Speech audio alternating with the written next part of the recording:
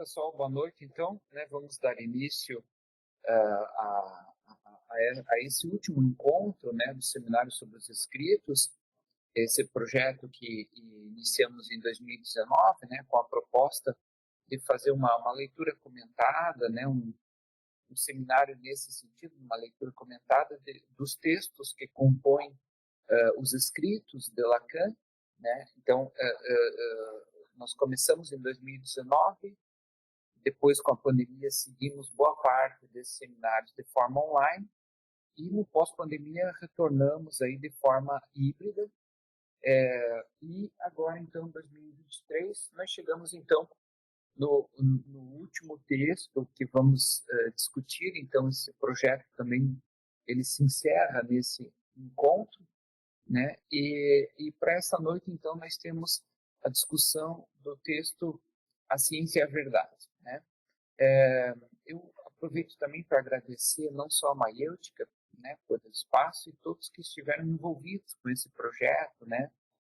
A Estela, que fez a transcrição dos seminários, a Andréia, que, né, coordenou aí um grupo de estudos acompanhando o texto, o Reginaldo, meu aluno, ex-aluno na universidade, que faz a preparação dos vídeos para postar no canal, né, do YouTube. Então, enfim, não sei se eu esqueço alguém, mas agradeço a todos aí que estiveram e estão envolvidos ainda com essa atividade. Então, para hoje, o texto é A Ciência e a Verdade. Eu vou fazer, então, uma exposição e depois, né, como de praxe, a gente sempre convida algum colega aqui da Maiêutica.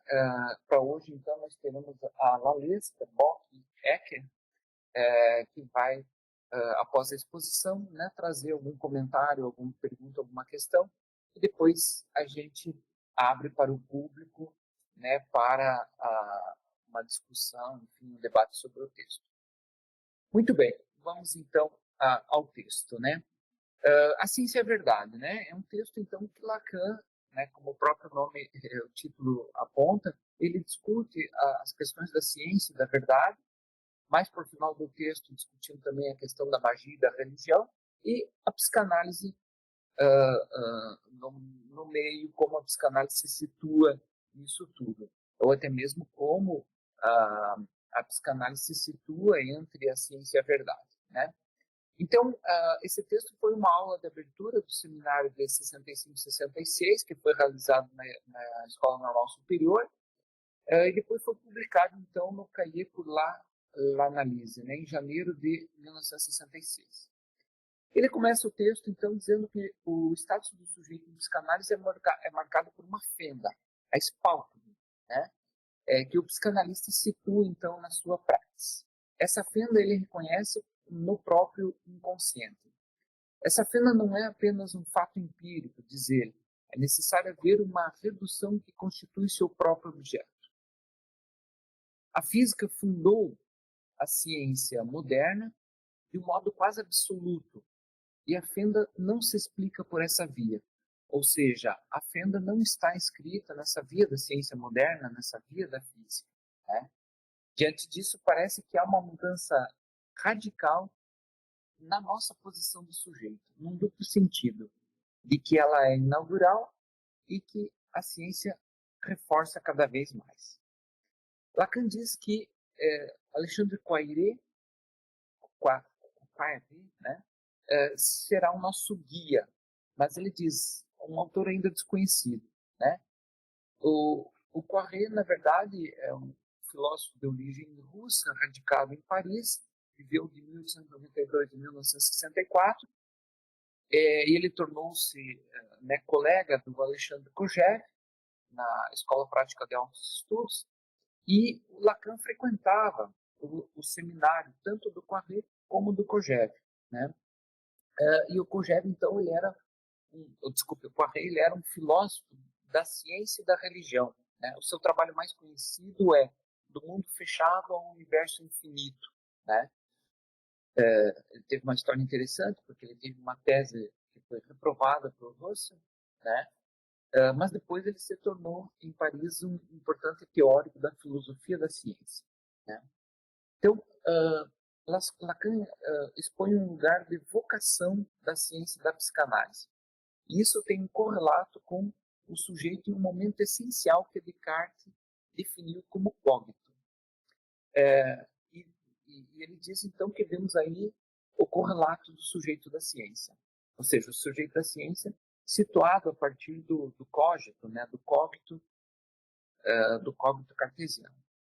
Essas reflexões levaram Lacan a uma divisão entre saber e verdade, que se acompanham, né, saber e verdade, num trajeto moebiano.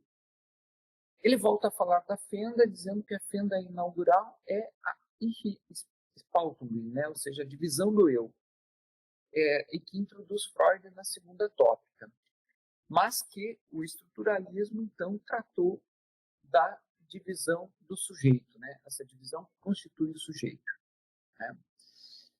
Depois, aí, então, ele traz que o princípio da realidade deve ser lido como a linha de experiência que o sujeito da ciência sanciona.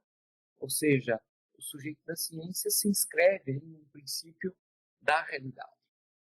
A psicanálise como prática e o próprio inconsciente freudiano não teriam condições de serem descobertos antes da ciência e antes do século 17. Isso aqui é importante, né? Ou seja, Lacan está pondo que não haveria como o inconsciente ser descoberto, nem mesmo a psicanálise enquanto prática, antes da ciência, antes do século 17.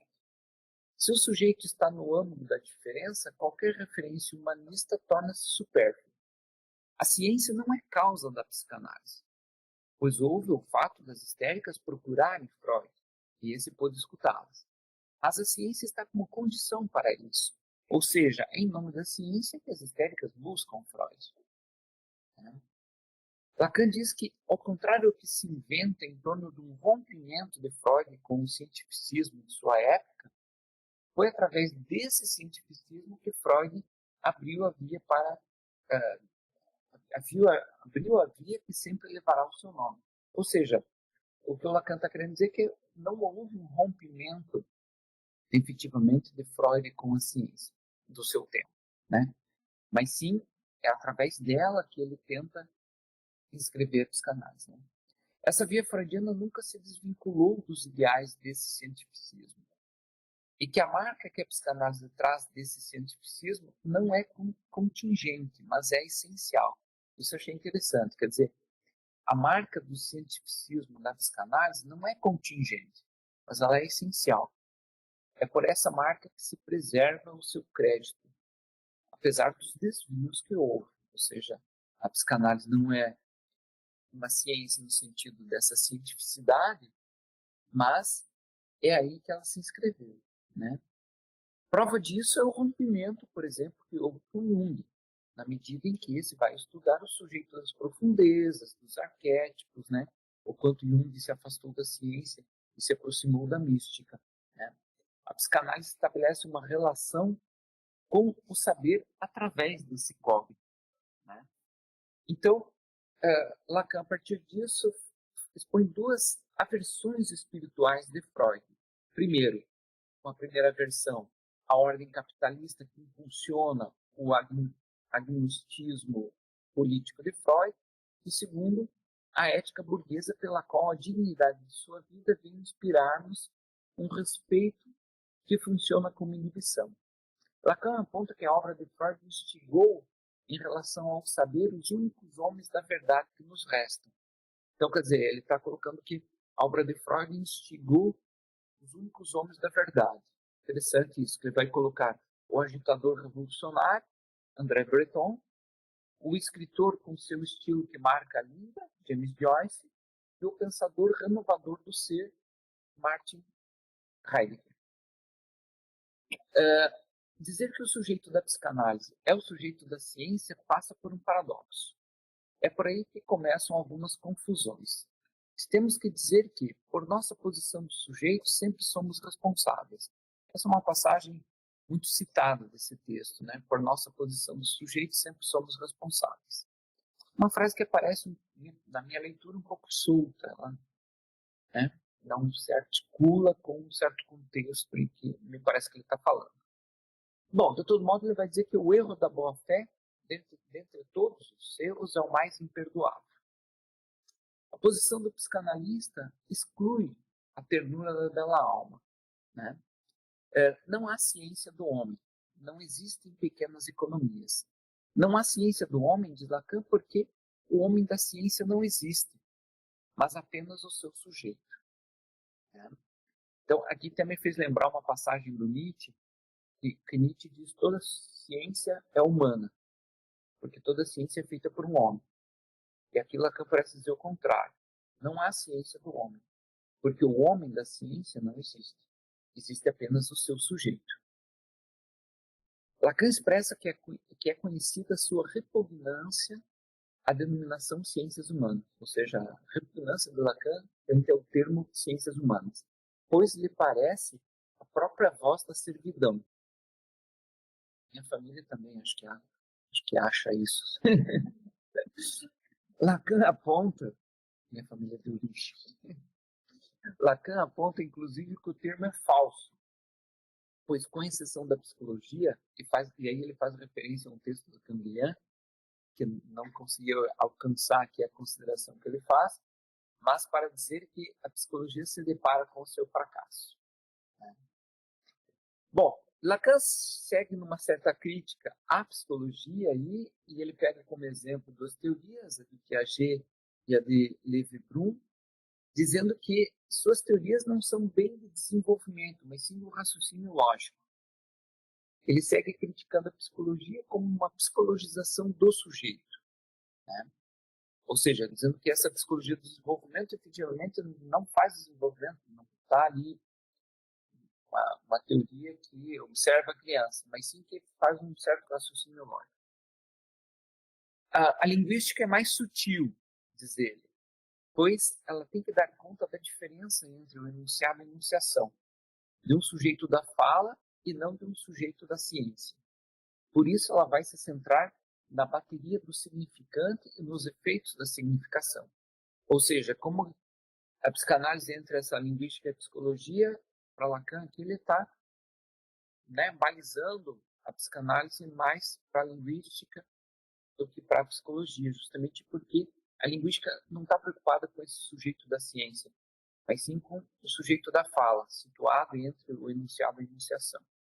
Isso me diz muito, porque nessa parte aqui, vejo que não é por acaso que eu fui fazer um mestrado e um doutorado em linguística. E ele faz referência, então, dos efeitos da linguagem na poética. Né? É do lado da lógica que aparecem os diversos indícios da refração em relação ao sujeito da ciência. Né? Ou seja, é na lógica que aparece essa refração do sujeito da ciência. E aí ele vai dizer que essa refração, né, ocorre quanto ao léxico, e aí ele vai dizer a poética de Jacobson, né, o morfema sintático de Jomslev, né, ou seja, Jomslev é um linguista não muito conhecido como esses outros aqui, como Jacobson e Chomsky, mas Jomslev vai trabalhar muito a questão da sintática, né, e esse morfema sintático, né, e uma sintaxe da frase, que é a teoria de Chomsky, né, ou seja, toda a teoria gerativista aí, que vai trabalhar com as estruturas sintáticas, né, superficiais e profundas, né. E daí, então, ele citou essas diferenças entre Jacobson, Jomslev e Chomsky. É a lógica que faz vezes a um umbigo do sujeito, ligado às contingências de uma gramática. É preciso que a formalização da gramática contorne, então, essa lógica. A lógica moderna tenta suturar o sujeito da ciência, mas há uma impossibilidade no esforço de suturá-lo. Há nisso a marca do estruturalismo. Ele introduz nas ciências humanas a topologia da banda de Moebius, ou o chamado oito interior. O sujeito está, então, numa exclusão interna a seu objeto. E aí ele vai citar o Claude Lévi-Strauss, que possui uma certa fidelidade ao movimento estruturalista, dizendo que o pensamento Lévi-Strauss mostra essa relação entre as culturas, algo que gira em torno do significante, né? O saber separado, então, do sujeito. Estamos aí, para quem está acompanhando no livro, na página 876, entrando na 876.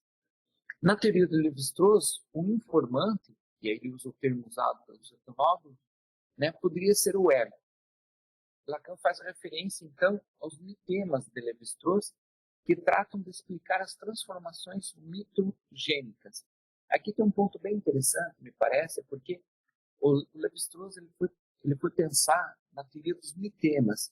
O que seriam os mitemas? Seriam os mitos originários presentes em várias culturas. Ou seja, estudando várias culturas, e as culturas são diferentes, né, entre si, possuem, né, todo um aspecto diferencial, mas o Lévi-Strauss vai perceber que tem algo estrutural que se repete nos mitos das culturas, né? E essa mitogenia, quer dizer, um gene do mito que ele se repete de forma estrutural nas culturas, apenas mudando o enredo, a configuração desse mito. Então, isso que se repete ele vai chamar de mitema, né? Isso influenciou enormemente Lacan a pensar a ideia do fantema, ou seja, o fantema como sendo aqueles protofantasmas, que Freud chamou também de fantasmas originários, ou fantasias originárias, se quiserem essa tradução. Eu prefiro a tradução de fantasmas, né? Então, quer dizer, os protofantasmas, os fantasmas originários são também os fantemas, ou seja, se no sujeito o fantasma é algo muito rico, muito singular, que é diferente de um sujeito para outro, nós vamos ter também algo que se repete estruturalmente no fantasma. E esse algo que se repete está ligado com essa origem dos próprios fantasmas. E Lacan chama de fantema, inspirado no mitema de Lévi-Strauss. Então, quer dizer, é a influência do movimento estruturalista aí sobre o Lévi-Strauss e sobre o Lacan, né? Isso aparece muito claramente dito por Lacan naquele livrinho O Mito Individual do Neurótico, né? Inclusive tem uma partezinha na edição brasileira, tem uma partezinha que é uma intervenção, uma pergunta de Lacan durante uma exposição de Lévi-Strauss, né? E aí ele vai dizer, bom, o informante de Lévi-Strauss, ele sabe distinguir o cru e o cozido. Ele faz uma referência também, uma das obras do Lévi-Strauss, o cru e o cozido, né? E ele faz essa diferença entre o cru e o cozido é porque ele o faz com um certo número de instrumentos operatórios que fazem com que ele seja um homem mitante, ou seja, um homem operador de mitos, né? Ou seja, o homem como aquele que faz com que o mito aconteça, com que o mito se transmita, né? E isso, então, né, tem relação com os fantemas também, e Lacan vai dizer, não tem relação nenhuma com a gramática do consentimento. E aí ele puxa aí um britânico, que é o John Newman, que, enfim, ele escreveu um livro que é uma reflexão durante vários anos em torno da fé, né? Esse Newman era um religioso, né, e que ele escreve a fé como possibilidade do consentimento. Então ele cita o Newman para dizer, isso que estamos falando não tem nada a ver com a gramática do consentimento, né? Bom, o objeto da mitogenia, então, se relaciona com o sujeito da ciência. O sujeito da psicanálise trabalha com o inventário dos sonhos, algo diferente do sujeito da ciência. O sujeito não saturado, mas calculável, se opõe, então, ao sujeito das ciências humanas, né? Lacan se pergunta. O sujeito das ciências humanas faz parte da conjuntura que produz a ciência em seu conjunto. A oposição das ciências exatas e das ciências conjecturais não pode mais se sustentar na medida em que a conjectura se baseia num cálculo exato, que é a probabilidade, e que as ciências exatas baseiam-se em formalismo de leis e agrupamento de símbolos. Ou seja, ele está dizendo aqui que boa parte das ciências humanas foi trabalhar com probabilidade. ou seja, foi fazer das ciências humanas um cálculo exato, né? E dentro desses formalismos, então, das ciências exatas, né? Há coisas no objeto da ciência que não foi elucidado. Ele diz: o objeto da psicanálise é o objeto A. Aqui eu entendo essa frase não como o objeto, acho que o objeto da psicanálise é o sujeito do inconsciente, né? Só que ele está dizendo qual. Mas a psicanálise tem um objeto? Ah, tem um objeto. É o objeto A. Ele leva meio que ao pé da letra, não objeto de estudo. Não dizer assim, objeto de estudo da psicanálise. Eu acharia que a resposta aí seria o sujeito do inconsciente. Mas o objeto da psicanálise é o azinho. Né? O saber sobre o objeto A seria, então, a ciência da psicanálise. Né? Essa é a forma que devemos evitar, uma vez que o objeto A... desculpa, é uma pergunta essa, né? O saber sobre o objeto A seria, então, a ciência da psicanálise?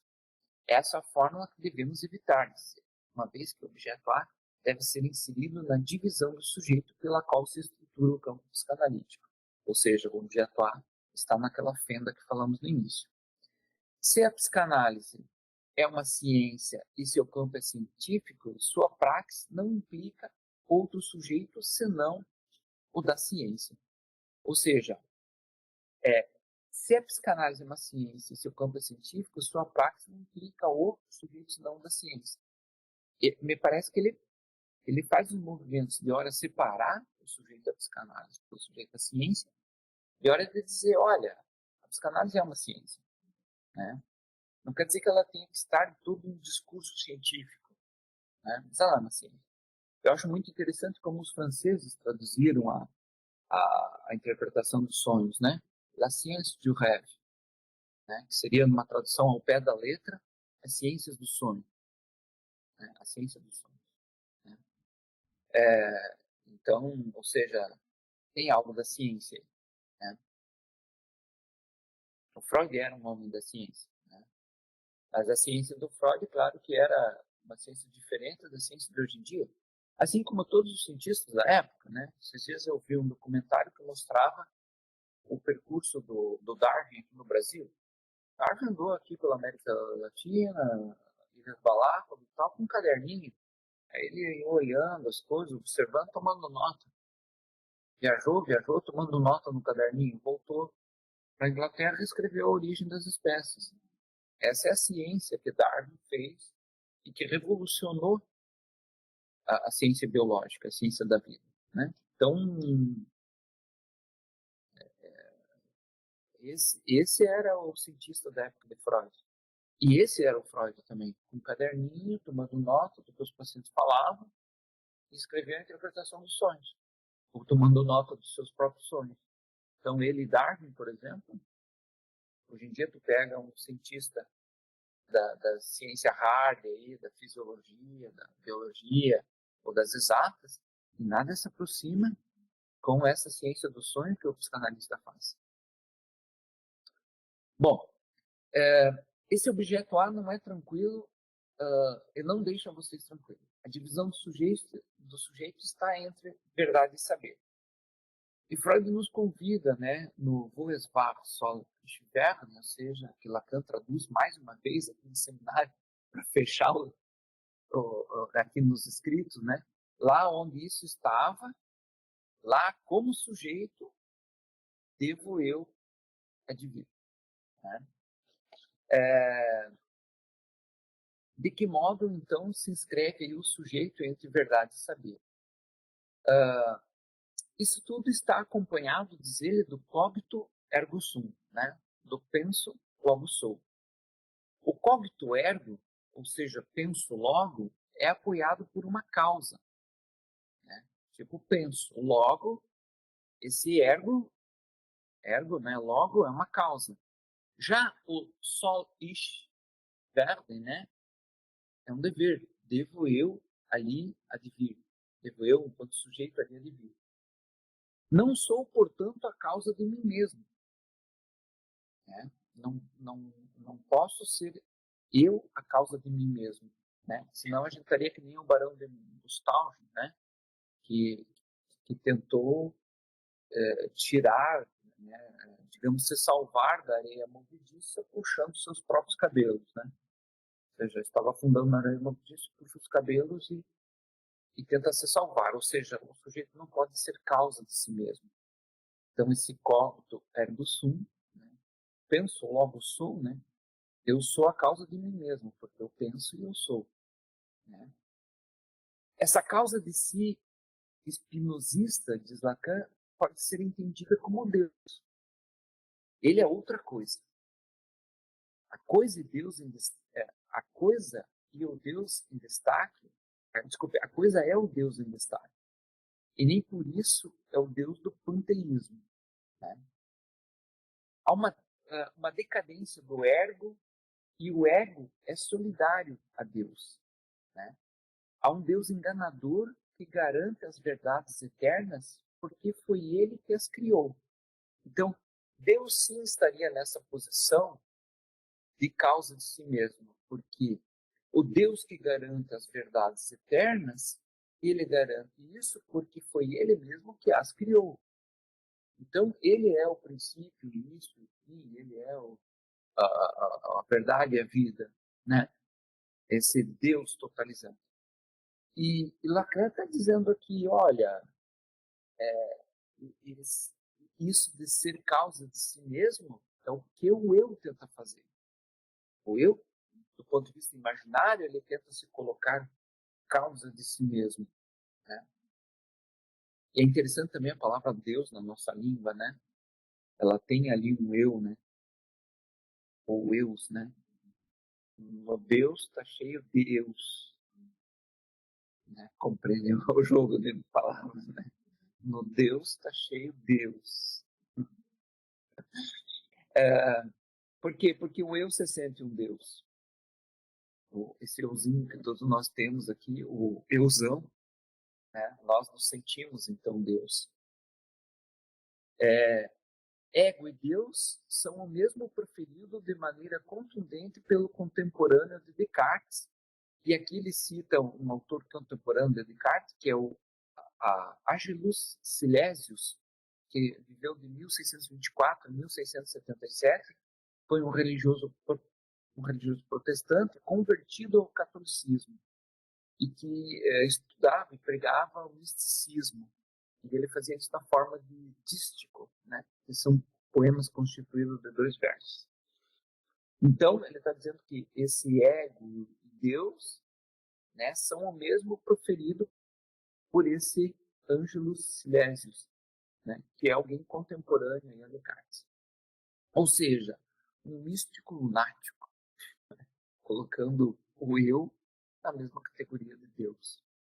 A gente sabe que o eu tenta ser Deus do ponto de vista imaginário, mas ao mesmo tempo nós temos consciência que o eu não é Deus. Separamos para pensar um pouquinho. Lacan fala, então, uma breve menção aqui, introdução ao narcisismo e ao presidente Schreber, e que isso teve um impacto para ele como referência a um outro texto chamado Coisa Freudiana, né? Lacan comenta de que foi impedido de falar sobre a coisa freudiana no momento em que ele queria falar sobre isso no centenário do aniversário de Freud, né? A via aberta por Freud só tem sentido se pensarmos que o inconsciente é linguagem, né?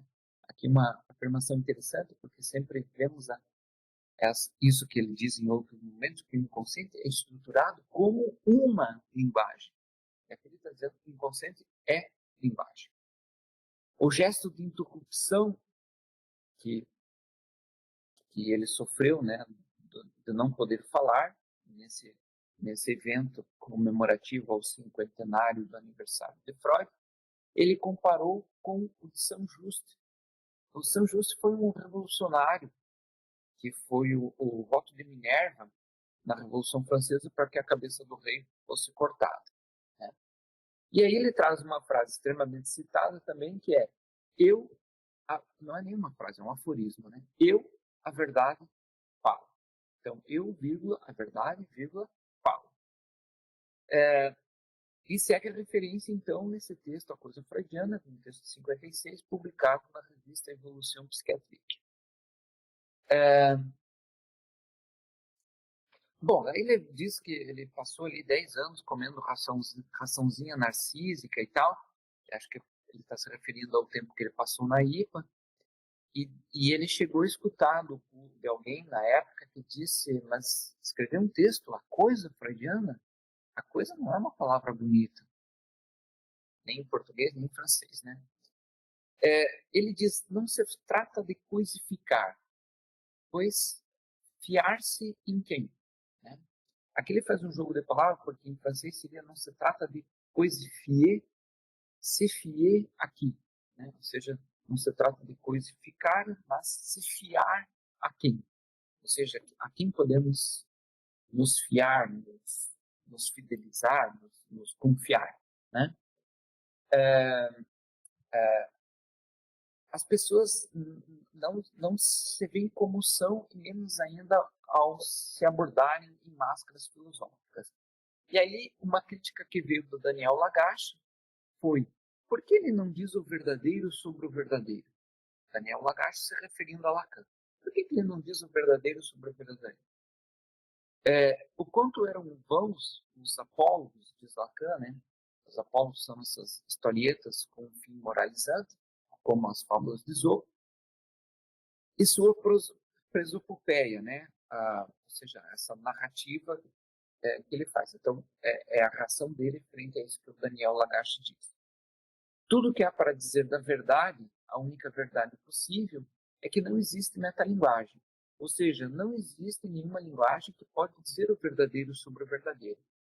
Ou seja, não existe metalinguagem, quer dizer, não existe uma linguagem que seja capaz de falar sobre ela mesma. Então, não existe a linguagem da linguagem. Né? Não existe essa metalinguagem. Então, isso que o Daniel Lagache critica, propondo, né? Por que ele não diz o verdadeiro sobre o verdadeiro? É impossível, porque é impossível essa metalinguagem, dizer o verdadeiro sobre o verdadeiro. Uma vez que a verdade se funda pelo fato de que fala, e não dispõe de outro meio de fazê-lo. Aqui é interessante, ou seja, ele está dizendo que a verdade se funda pelo fato de que fala. Mas quem fala?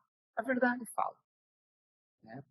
Ou seja, Lacan não dá muitas voltas em torno da questão da verdade. Me parece que ele vai direto ao ponto, ou seja, a verdade fala. Né? E isso está em consonância com uma das definições que ele traz no seminário 17 sobre a verdade. Lá no seminário 17, nas primeiras partes do seminário, ele diz que a verdade é isso que se diz. Né? Para mim, me vem até à mente o dito popular, né, que a mentira tem perna curta. Ou seja, a verdade é aquilo que prevalece. A mentira tem perna curta, quer dizer, a mentira logo ela não se sustenta. Né? Então, a verdade fala. A verdade é essa fala que tem efeito. Né? A verdade vem à tona, na fala. Né? Então, retomando aquele aforismo, eu, a verdade, falo, como a verdade está entre vírgulas, você pode ler eu falo, e aí ok, né? Eu sou um sujeito falante, então eu falo. Como pode-se também entender a verdade fala? Né?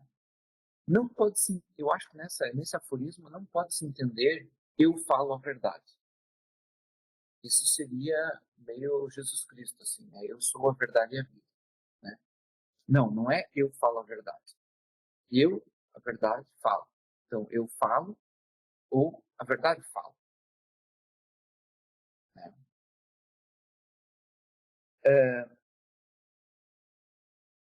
O inconsciente que diz o verdadeiro sobre o verdadeiro é estruturado como uma linguagem. Aí agora aparece a citação, né? Ou seja, o inconsciente que diz o verdadeiro sobre o verdadeiro é estruturado como uma linguagem. E o verdadeiro em Freud é o inconsciente. E isso faz com que a verdade fale. Né? Ou seja, o verdadeiro em Freud é o inconsciente e isso faz com que a verdade fale nesse inconsciente. Isso é interessante porque, assim, o inconsciente não está polarizado entre verdades e mentiras. Você deve lembrar daqueles filminhos hollywoodianos, né, em que o paciente mente para o terapeuta, não é analista, né, e engana o terapeuta. Não, não se trata disso, porque se eu posso enganar, é porque eu posso dizer a verdade sobre mim, é porque eu tenho um domínio sobre a verdade e a mentira. Então, eu tendo um domínio sobre isso, eu posso mentir. Mas eu não tenho esse domínio sobre mim mesmo, então eu sou incapaz de mentir. É o inconsciente que me domina. Eu sou um sujeito do inconsciente. E não que o inconsciente é meu, né? Ao meu inconsciente. Não, não existe o meu inconsciente, nem o teu, nem o dela. Somos nós que somos sujeito do inconsciente. Então é o inconsciente que nos domina. Então nós não temos como um domínio sobre ele, logo nós não temos uma verdade sobre ele, não podemos mentir ou falar a verdade. Então, esse truquezinho, falar a verdade ou mentir, é um engano da consciência. A consciência acha que domina a verdade e a mentira, e a consciência acha que podemos dizer a verdade e a mentira. Mas no inconsciente, não. No inconsciente, nós não. O inconsciente não está nessa polarização verdade e mentira. O que nós temos no inconsciente são apenas inscrições, apenas traços, marcas, Vorstellungen, representações que se inscrevem ali. E essas são as nossas verdades. Por isso ele está dizendo aqui que o verdadeiro em Freud é o inconsciente. E isso, o inconsciente, faz com que a verdade fale. Né? A falta do verdadeiro sobre o verdadeiro é o lugar do Verdrängung, ou seja, do recalque originário, que atrai para si todos os outros e o discurso da ciência. Né? Não há verdadeiro sobre o verdadeiro que cubra esses pontos cruciais, a não ser os nomes do Freud e Lacan diz o meu próprio nome. Bom, então quer dizer, esse aforismo, eu, a verdade falo, diz eu falo, a verdade fala, e diz também que essa verdade é inconsciente. Então o inconsciente fala. Né? Às vezes ele pode até não saber muito bem o que diz, pelos lapsos, pelos sonhos malucos que temos, bizarros, né? Não são muito bem decifráveis, não se decifra muito fácil, mas ele está ali falando. Né? E aqui Lacan vai dizer, quando você é psicanalista, é preciso lembrar que as pedras sabem gritar. Bom, se as pedras sabem gritar, o inconsciente também sabe dizer alguma coisa, né? De verdade. Temos que conhecer outros saberes que não o da ciência para tratar de uma função epistemológica. Aqui ele está fazendo referência a uma passagem do Freud lá nos Três Ensaios, quando o Freud fala na criança, né, de uma pulsão de saber. Né? A frase dos porquês, né? A criança fica, por que disso, por que daquilo, por que? A pulsão de saber. Então, uma pulsão epistemológica. Né? Então, nós temos uma relação com o saber, que não é apenas atravessada pela ciência. Né? A nossa relação com o saber é outra. E muitas vezes eu diria até mais, né? Nós vamos na ciência, muitas vezes, desenvolver saberes para tentar solucionar nossos enigmas. Né? Como professor universitário e orientador de pesquisas de mestrado e doutorado, já pude testemunhar muito isso, né? Os sujeitos buscando fazer pesquisas na academia, e essas pesquisas têm muito a ver com os seus enigmas como sujeito. Então, quer dizer, o sujeito já vem há tempo buscando as definições dos enigmas, e a academia é um lugar por onde ele passa em busca dessa função epistemológica. Né? Bom, ele segue dizendo então que é preciso renunciar na psicanálise a que cada verdade corresponde ao seu saber. A verdade como causa, irão os psicanalistas recusar assumir essa questão, né? E aí ele traz uma afirmação de Lenin, que ele diz: a teoria de Marx é onipotente porque é verdadeira. A teoria de Lenin, né? A teoria de Marx é onipotente porque é verdadeira. E aí Lacan diz: bom, tem duas faces que é uma só, a dialética e a história, né? Ou seja, elas se costuram aí, né? E elas aumentariam o poder ao ser feita uma teoria, ou seja, essa onipotência da teoria de Marx, né, está aí nesses dois que são dialética e história. Responder com a consciência né, proletária e com a ação do político marxista não nos parece suficiente, diz Lacan, né? Se anuncia aí a separação de poderes, a verdade como causa e o saber posto em prática, né? Uma ciência econômica inspirada no capital não conduz a usá-lo como poder de revolução. Desculpa, tem um erro meu. Bom, e aí ele segue dizendo que a ciência não tem memória. Ela esquece uma dimensão da verdade que é exercida pela psicanálise. Há o drama subjetivo da passagem de uma teoria para outra.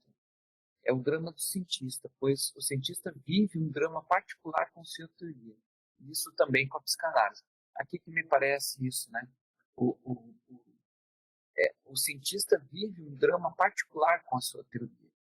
Ou seja, a teoria do cientista não é uma coisa lá, objeto da ciência, eu aqui como sujeito pesquisador, né? Ou seja, o sujeito aí, cientista, vive esse drama particular, né? E na psicanálise também. Nós estamos mergulhados nela até o último fio do cabelo, né? Bom, Lacan então está aqui discorrendo a relação da psicanálise com a verdade, né? Situando a ciência em relação à magia e à religião, a ciência tenta se afastar dessas, se situando no lugar da verdade. Mas para nós que trabalhamos como sujeito sofredor, a magia e a religião não são sombras como a ciência trata. Ou seja, ele está dizendo que a ciência tenta se separar da magia e da religião, dizendo, olha, nós somos o lugar da verdade. Mas a psicanálise, que trabalha com o sujeito sofredor, sabe que a magia e a religião não são essas sombras. Ou seja, a gente sabe muito bem como que esse sujeito sofredor muitas vezes significa o seu sofrimento a partir da magia e da religião, né? Ou seja, recebemos os pacientes consultórios que falam sobre o seu sofrimento, mas articulam isso com o espiritismo, com o ayahuasca, que não sei o que revelou para ele tal coisa. Então, quer dizer, nós estamos aí uma certa proximidade com a magia e com a religião, né?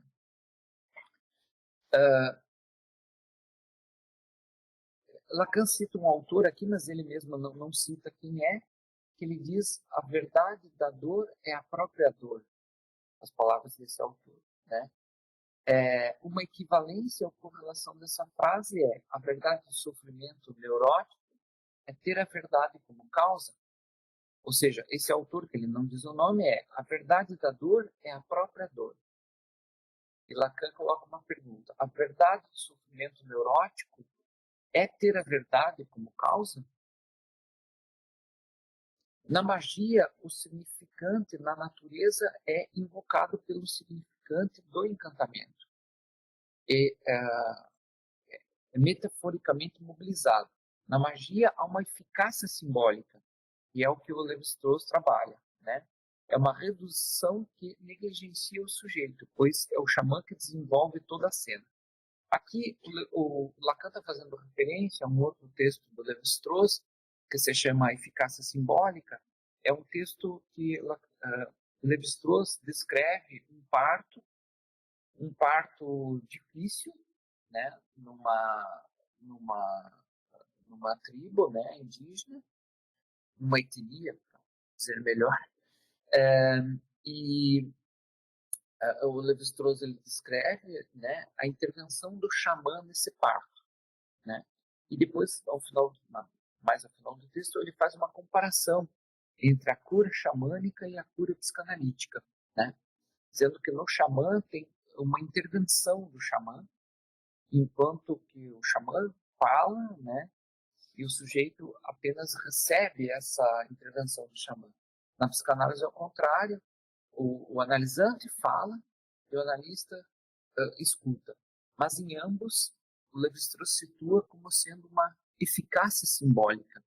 Em nenhum momento o xamã faz alguma outra intervenção na parturiente que não seja, né, pelas palavras, pelo simbólico, né?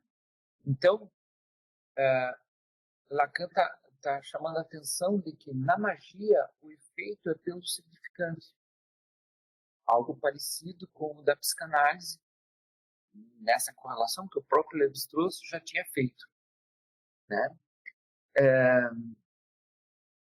Então, ele diz,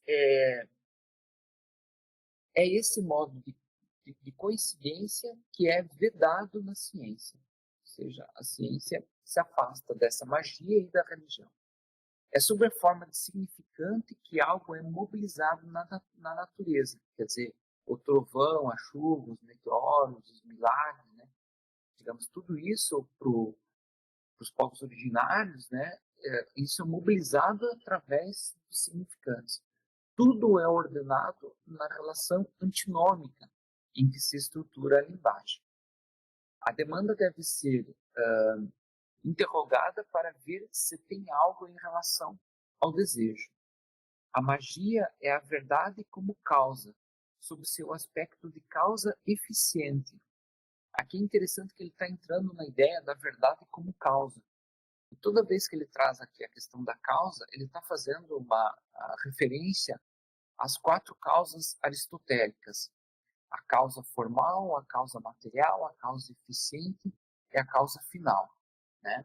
Então ele está dizendo que a verdade como causa está sempre operando. Na magia, a verdade como causa tem o seu aspecto como uma causa eficiente, né? Ou seja, a causa eficiente em Aristóteles seria assim: isso aqui é uma cadeira porque ela é feita para sentar, então essa é a eficiência dela, feita para sentar, então ela é uma cadeira, né? Nós vamos passar ainda pelas outras causas. Na magia, o saber se mantém velado. Na religião, são traços estruturais opostos. A religião assume na ciência um status mais fraco. Sim, ou seja, a ciência tenta enfraquecer magia e religião. Aí, bom, vem uma frase meio solta aqui que vou citar, que é quando ele diz: ser amigo de todo mundo não basta para preservar o seu lugar de onde temos que operar. E parece que Lacan diz isso convocando os analistas a tomarem posições mais contundentes. Ou seja, não é ser amigo de todo mundo, mas dizer alguma coisa. Na religião, a utilização da verdade como causa é uma operação completamente diferente. Ou seja, na religião a verdade também está como causa, mas de uma forma completamente diferente. Na religião vemos aparecer os mecanismos do sujeito na neurose obsessiva. Sim, porque é um momento que ele coloca a neurose obsessiva como uma neurose religiosa, por conta que o obsessivo crê na sua neurose, né? O religioso entrega a Deus a incumbência da causa, né? Tipo, isso me acontece na minha vida porque Deus quis. Mas nisso corta o seu próprio acesso à verdade. Ou seja, se as mazelas que ocorrem na minha vida porque Deus quis, com isso, Deus é a verdade. E eu fico impossibilitado de acessar a minha verdade sobre isso. Por isso, o Freud vai dizer que o religioso é inanalisável. Se a causa de tudo que se passa na vida dele é Deus, não há como analisar, né? Ele atribui a Deus a causa de seu desejo, o que é objeto de seu sacrifício. Sua demanda é submetida a um desejo suposto de Deus, que por sua vez precisa seduzir. O religioso instala a verdade no status da culpa, né? Ou seja, a verdade também fica nesse nível da culpa. Daí resulta um saber e uma razão entre os papas da igreja. A verdade é escatológica. O raciocínio que organiza o pensamento teológico não é, em absoluto, uma questão de devaneio. Se existe a fantasia de um real que cobre a verdade. Em muitos momentos, o tratamento científico teve que passar pela verdade cristã. Sim, em muitos momentos a ciência esteve aliada à religião, né? Ou às verdades cristãs, mais exatamente, né?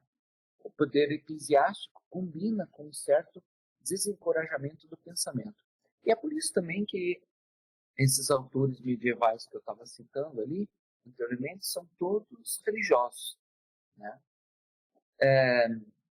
A necessidade de articulação é saudável para o pensamento, diz Lacan já na página 888, quando o dogma tropeça em heresias.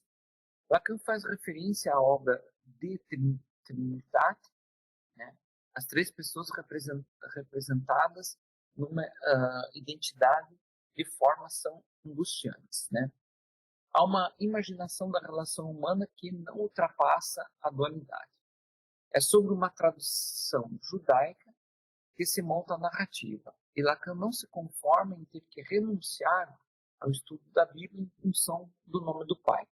Lacan faz referência a esse seminário interrompido em 1963 após a sua excomunhão da IPA. Ou seja, em 63 ele inicia aquele que seria o 11º seminário, depois do seminário da angústia, que é os nomes do pai. Um seminário que tem um único encontro e logo depois vem a excomunhão de Lacan da IPA. Ele interrompe o seminário dos nomes do pai, se recolhe, diz que nunca mais vai falar sobre os nomes do pai, entre essa época de fim de ano, aí, dezembro, janeiro, se prepara para em janeiro de 1964 iniciar um novo seminário, que é o Seminário 11. Em poucos meses ele prepara um seminário inteiro, que é, então, os 4 conceitos fundamentais da psicanálise, nomeado, então, Seminário 11. Né? Então, ele faz referência a isso, esse nome do pai, né, ele se inspira aí na Trindade católica, né, em nome do Pai. Né, ele se inspira com essa questão,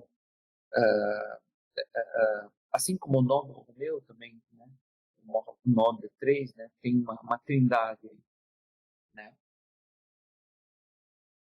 A gente vê em Lacan a influência dele no catolicismo, né. Bom, ele teve um de seus irmãos, né, o Jean-Marc Lacan, que foi um monge beneditino, né, irmão mais novo do Lacan.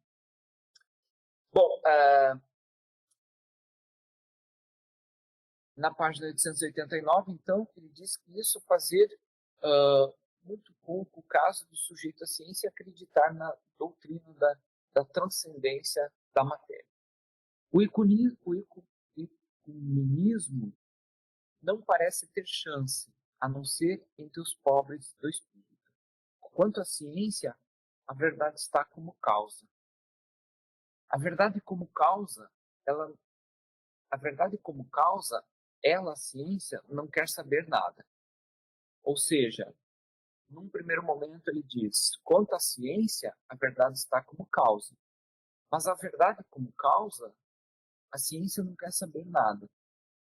E aí ele vai dizer que na ciência há uma forclusão da verdade. A verdade como causa, na ciência, ela está forcluída. A ciência forclui a verdade. A magia recalca a verdade. E a religião denega a verdade. Então, a ciência forclui, o processo psicótico, né? De forclusão. A ciência forclui a verdade. A magia recalca a verdade. E a religião denega. No seminário 7, a ética da psicanálise, Lacan fala algo parecido com isso, mas com alguma variação. Lá ele diz que a arte recalca. Aqui pode ser que ele esteja entendendo magia também como uma arte, a magia como arte. Então, mas, bom, lá no seminário 7 ele diz, a arte recalca, a religião produz deslocamentos e a ciência fortuna. Então, no seminário 7 está assim, a arte recalca, a religião produz deslocamentos, e a palavra que ele usa não é perneinum, mas sim perschibundo. Vocês pronunciam bem. E a ciência fortuna. Ou seja, é certo então que a ciência fortuna. Né? A ciência estaria então nessa forclusão do nome do pai. Diz Lacan. A ciência forclui o nome do pai. E a psicanálise reintroduz na ciência o nome do pai. A incidência da verdade como causa na ciência deve ser reconhecida sobre o aspecto da causa formal. Ou seja, a incidência da verdade como causa na ciência deve ser entendida como aspecto formal. Então, das 4 causas aristotélicas, a causa formal seria pensar que a forma está como causa. Então, isso aqui é uma cadeira porque ela tem uma forma de cadeira. Então, a forma, ela é causa. Isso aqui é um copo porque ele tem a forma de um copo. Então, né? Então, essa verdade como causa na ciência é uma causa formal. Então, quer dizer, a ciência buscaria essa forma das coisas e diria, bom, isso é assim porque ele tem esse formato, ele é assim. A causa formal mostra que tudo que tem uma forma. Bom, já falei isso. A psicanálise, ao contrário, acentua sua causa no aspecto material. Então, aqui Lacan está dizendo que se fôssemos situar a psicanálise nas causas aristotélicas, a causa da psicanálise seria uma causa material, que seria com base na matéria do que o objeto é feito. Ou seja, isso aqui é uma cadeira, e ela é uma cadeira pelo material que ela é feita. A partir do material que ela é feita, eu posso dizer que ela é uma cadeira. Assim se deve qualificar sua originalidade na ciência. A causa material, essa que seria a causa da psicanálise, ela é uma causa material pela incidência do significante. Ou seja, o sujeito, ele é feito e ele é efeito de significante. E pela psicanálise, o significante age separado de sua significação. É esse o traço literal que especifica o significante copulatório. Ou seja, ele está dizendo que a incidência do significante no sujeito é uma incidência material. O efeito do significante sobre nós é um efeito material. E ao mesmo tempo que nós somos feitos de significante. Se a cadeira é cadeira porque o material dela é isso, é cadeira, o sujeito é sujeito porque ele é feito de significante. É o que Lacan diz quando ele diz assim, o que resta do sujeito? Um nome na lápide. Ou seja, o que vai ficar de nós após nossa morte? Um nome na lápide. É esse culto aos mortos que tivemos agora, dia 2 de novembro, que as pessoas vão ao cemitério, colocam flores lá nesse nome na lápide. Né? Ou seja, um culto ao significante. É isso que resta daquele sujeito que algum dia teve uma existência de carne e osso. Essa materialidade do sujeito evaporou, se tornou pó. Do pó ele veio para o pó ele voltou, né? E o que ficou? Esse significante, o nome na lápide. Então, a causa da psicanálise é uma causa material, porque o efeito do significante sobre o sujeito é um efeito material. E o sujeito é feito de significante. Esse significante que ele vai dizer copulatório, aqui eu entendo que ele está colocando quase como os verbos de cópula, né? São os verbos de ligação. Então, o efeito do significante é o efeito copulatório, porque ele faz a ligação do sujeito com o mundo, por exemplo. Né? O falo, agora vem a questão, porque o significante na psicanálise é fálico. O falo é o significante por excelência da psicanálise. E aí ele vai dizer, então, que o falo fora dos limites da maturação biológica não é signo do sexo do parceiro.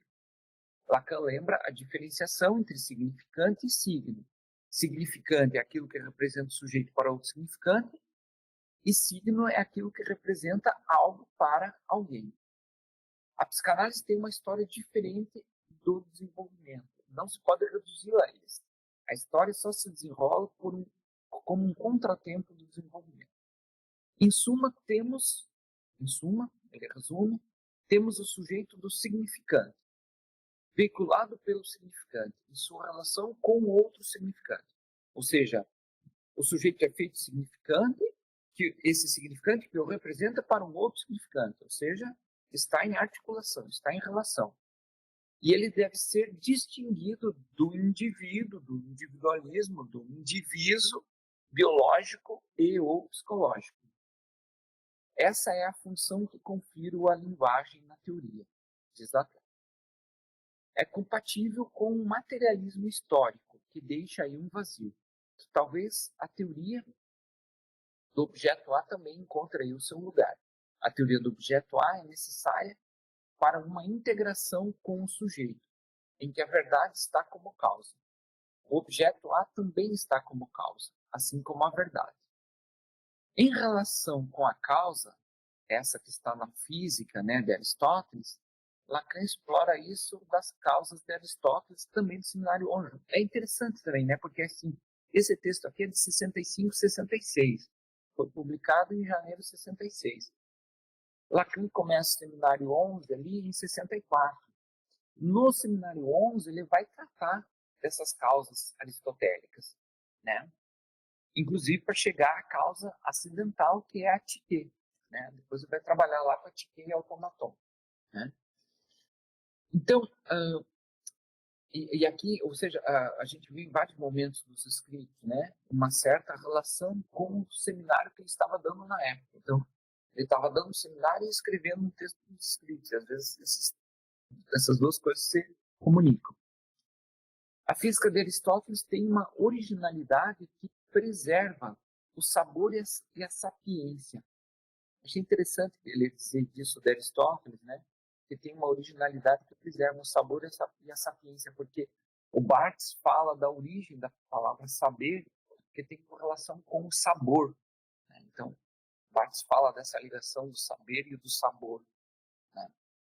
Roland Barthes, né? As causas também têm relação com a magia, a religião e a ciência. O pretenso pensamento lógico está no princípio do menor efeito da ordem. O pensamento mágico não explica nada, diz Lacan. A religião pode servir como modelo, mas não estar no lugar de uma verdade como causa. Ou seja, a religião ela pode ser um guia, né, um guia espiritual para muitas pessoas, mas ela não deve estar no lugar de uma verdade como causa. Quem quer se guiar pela religião, que vá, né? Mas nós temos que saber que ela não é uma verdade como causa. Lacan compara essa simulação da Igreja Católica, né, que tomava então as suas verdades como as certas. E aqui ele faz uma comparação com a IPA, dizendo que a IPA também. A IPA é uma instituição religiosa, porque ela toma as suas verdades como as únicas e as certas. Né? Ele também não poderia fechar aqui essa coletânea dos escritos sem uma crítica à IPA, né? Isso que atravessa quase todos, digamos, os textos dos escritos, né? De cabo a rabo tem uma criticazinha em maior e menor grau à IPA, né? A ciência, ao contrário da religião e da magia, o saber se comunica. A ciência sutura o sujeito aí implicado. A verdade como causa na psicanálise, nos seus aspectos materiais, ficou negligenciada no seu trabalho. Ou seja, os próprios psicanalistas também negligenciaram aí a verdade como causa.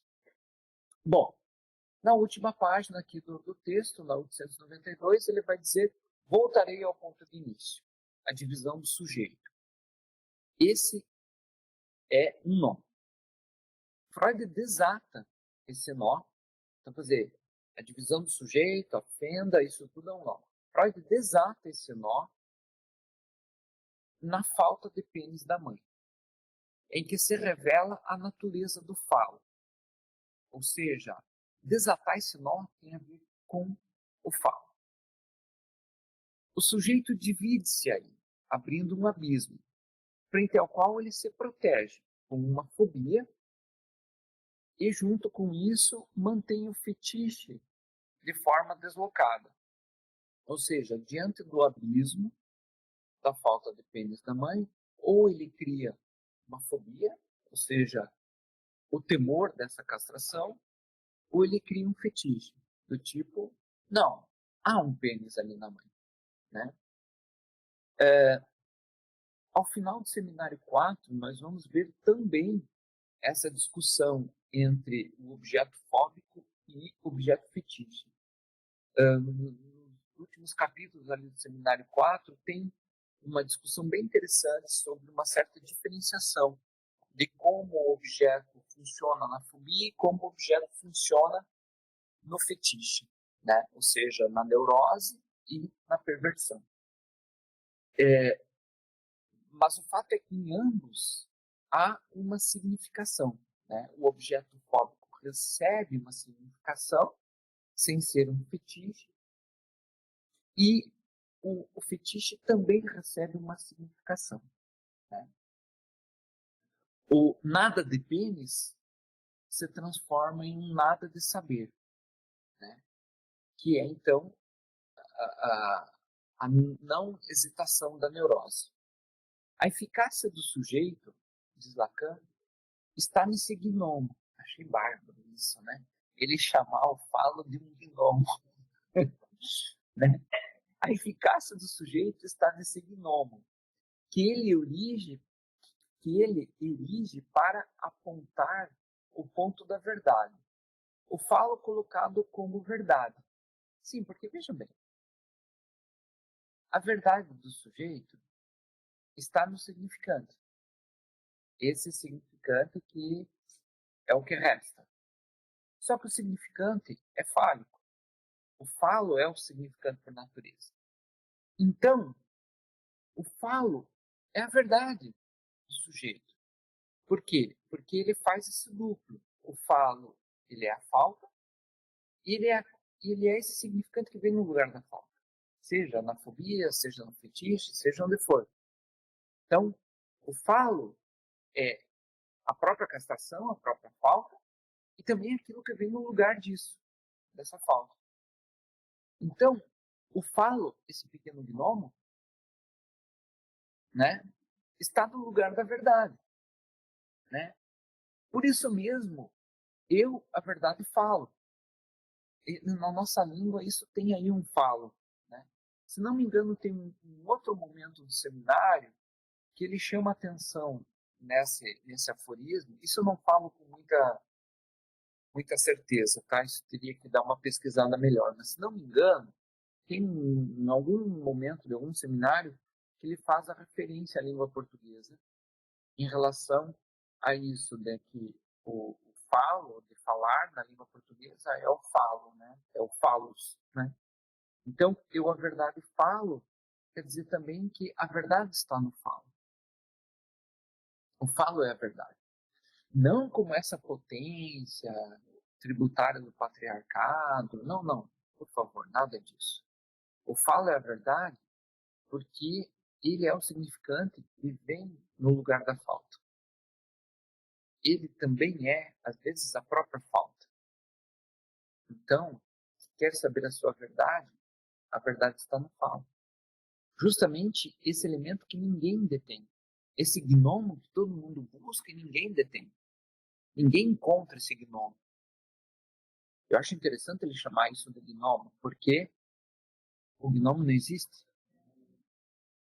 Não, assim, ele é um ser que não existe, né? Embora tenha uns malucos aí que dizem que já viram, né? Mas assim, tirando o efeito,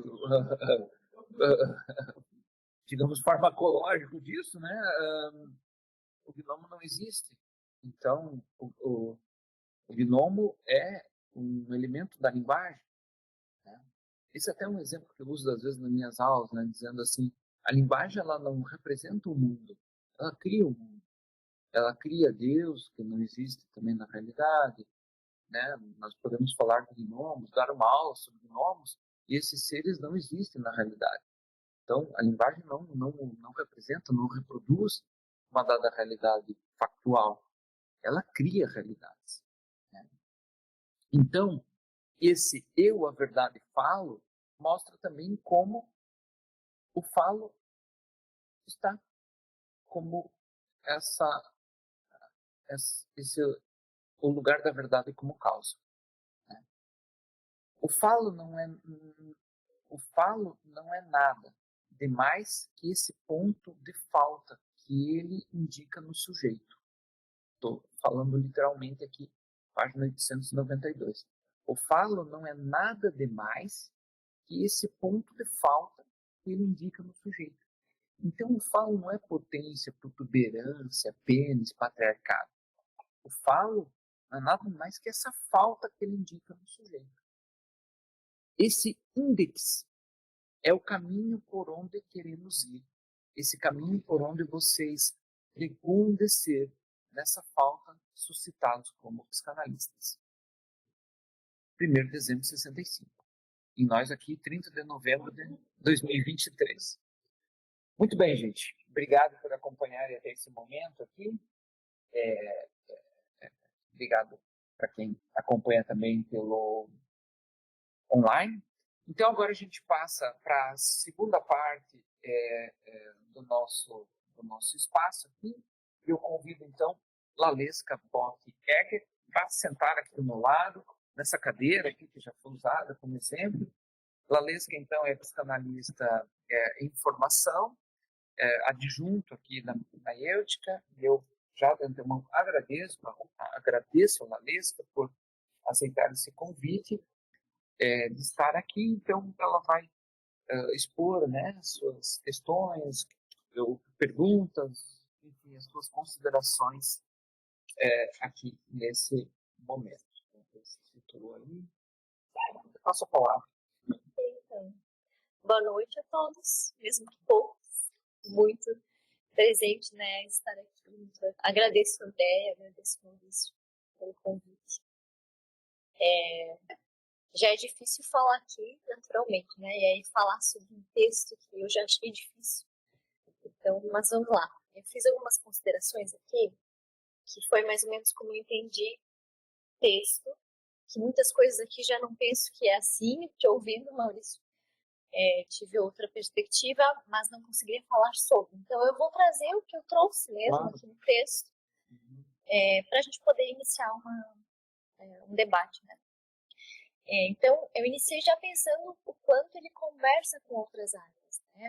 Ele vai trazer vários pontos de vários outros textos, inclusive dele próprio, né? Então, ele vai conversar ali com Heidegger, com Descartes, Strauss, Marx, Freud, com a coisa freudiana.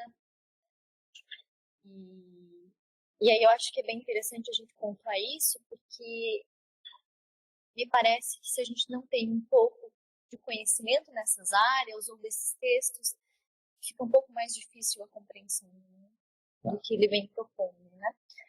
Então, acho que é interessante também essa leitura dos escritos, né, que eu acho que faz base para esse texto, já que é um dos últimos, né? Bom, e aí eu entendi que ele vai começar a relacionar esse sujeito com o saber e a verdade de algumas perspectivas. Eu pensei ali de um tanto estrutural, né? Parece que Lacan é bem estruturalista nesse ponto, então eu li dessa maneira, com estruturas, né?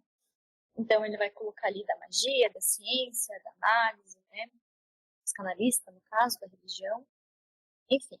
Mas o que me chamou a atenção ali é que ele já começa dizendo que tem uma divisão entre o saber e a verdade, que é o que ele fala da fenda. E essa fenda, então, ela pode ser representada pela banda de Moebius.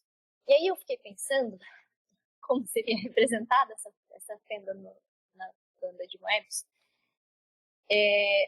Eu fiquei pensando, na verdade, vamos pensar na banda, né? De um lado, Porque daí tem o sujeito no meio, que vai percorrendo a banda, e aí de um lado estaria a verdade e do outro lado o saber.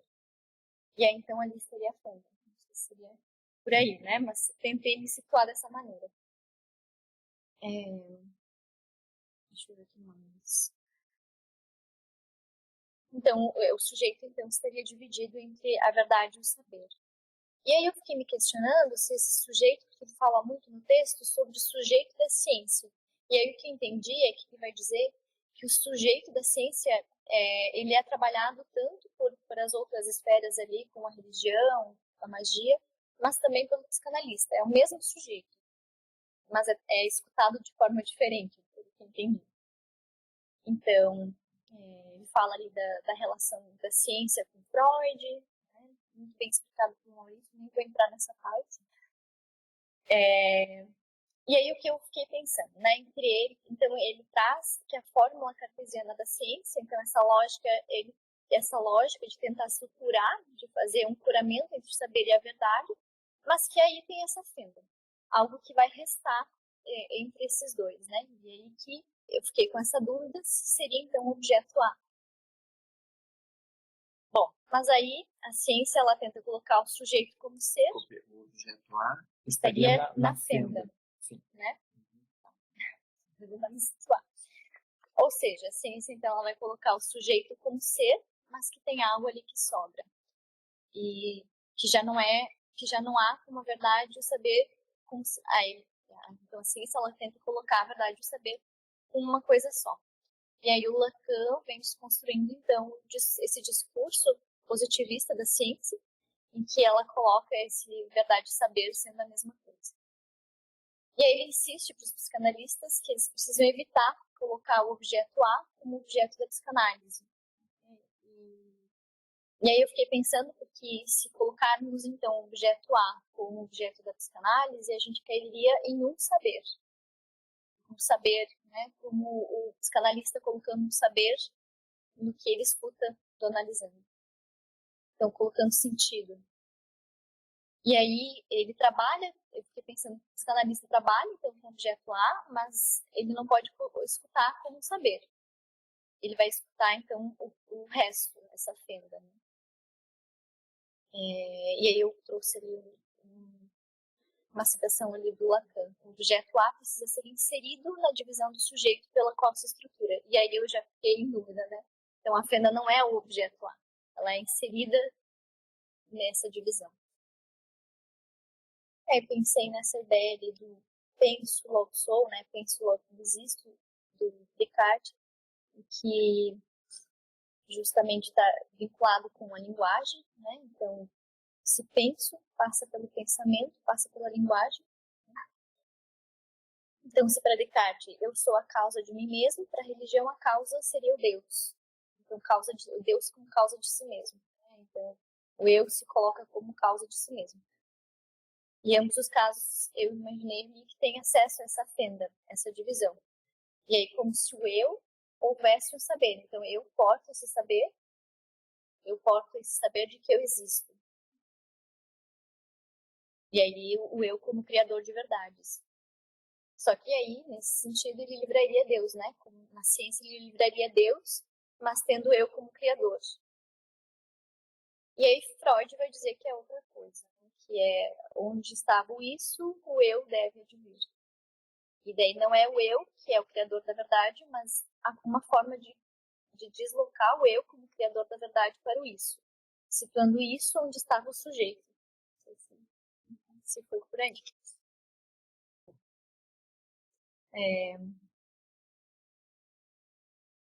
E é interessante, né, que ele fala, eu a verdade falo. E te ouvindo falar disso, e aí fiquei pensando nesse duplo sentido do eu, do ego, a verdade fala, como eu ali do sujeito, mas como eu também, né, a verdade, no caso da verdade se fala, a própria verdade fala algo, né, e aí vem essa ideia de que para a verdade só fala, não, aliás, a verdade fala, mas a gente só pode ouvir ela, né, tem como falar sobre ela.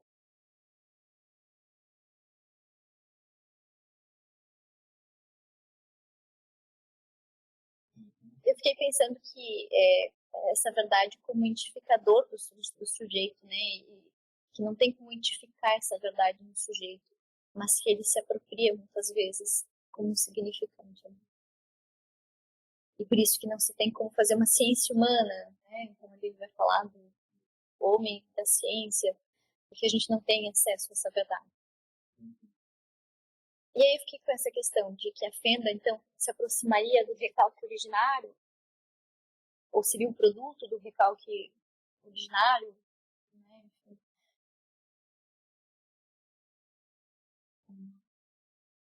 E se a ciência tenta estruturar o verdadeiro sobre o verdadeiro como uma metalinguagem, ali como uma questão também.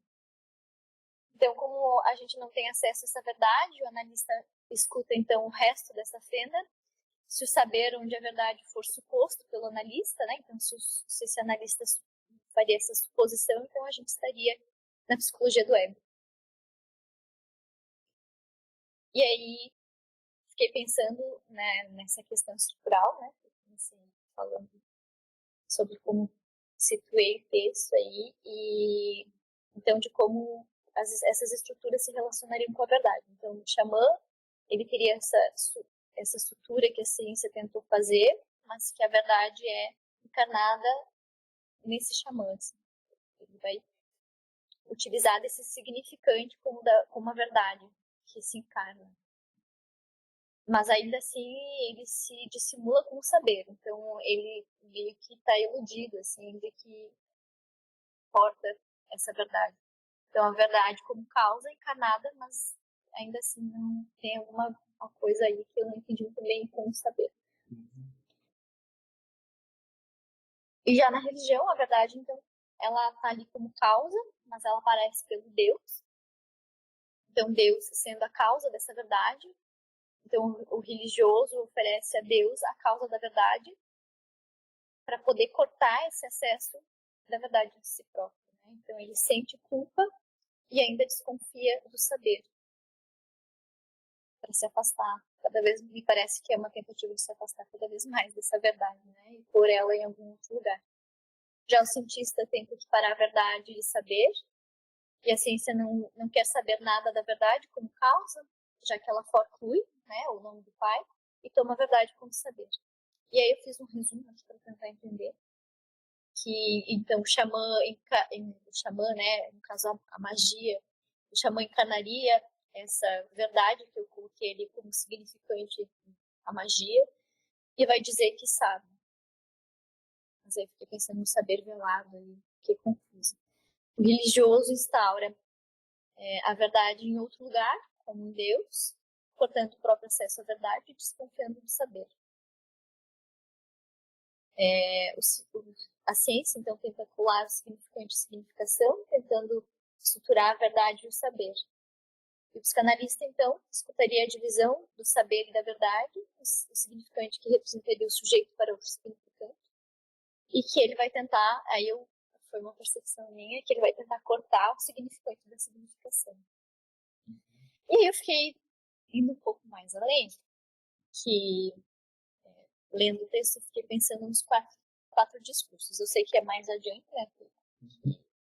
Lacan vai escrever sobre os 4 discursos, mas fiquei pensando no mestre como religião, né? No discurso do mestre como uma religião, no universitário como ciência, no da estética a magia, o xamã ali, e do analista como psicanalista. Sim. Tá bom. Obrigado. Assim, obrigado, Valesca. Sim, fica ali. Obrigado pelas suas colocações e por toda esse conjunto de coisas que você articulou aí, que eu nem sei se eu conseguia acompanhar. Achei interessante esse final aí que você faz dos 4 discursos, né? Parece que teria alguma relação, né? O discurso universitário como da ciência, ou a magia como da histérica, né? Enfim, essa coisa meio embora que ele vai falar a magia como essa parte da... Como é que tá? A magia como o recalque, né? Seria o da histérica, a ciência como conclusão, sim, e o discurso do analista, né? Enfim, como do analista, e ainda tem mais um terceiro ali que tu colocou, o do mestre como religião.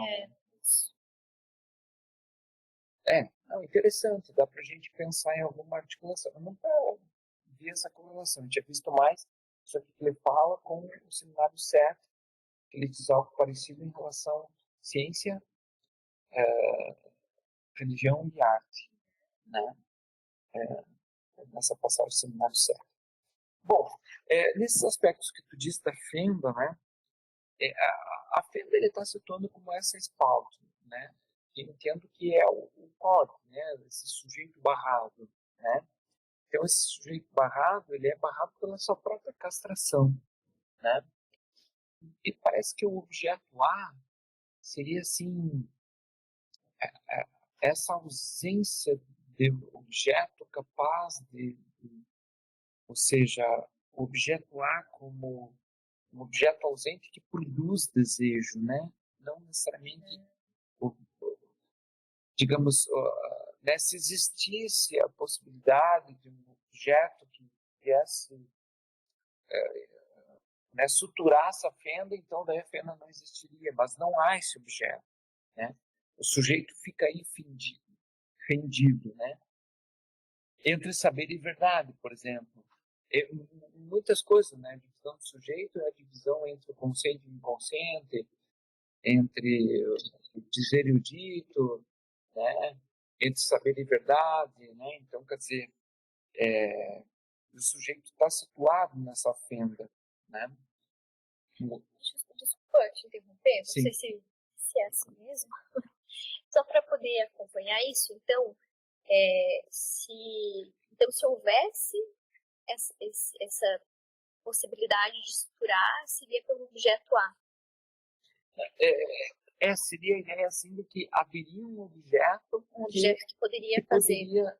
Então, quer dizer, essa busca por um objeto que todos nós temos, não existe esse objeto, né? A própria escrita de A, né? A quer dizer, né, sem significado. A não é nada. Objeto A quer dizer que não é alguma coisa, né? Não existe esse objeto. Né? Se ele existisse, ele seria nomeado, ele não seria A.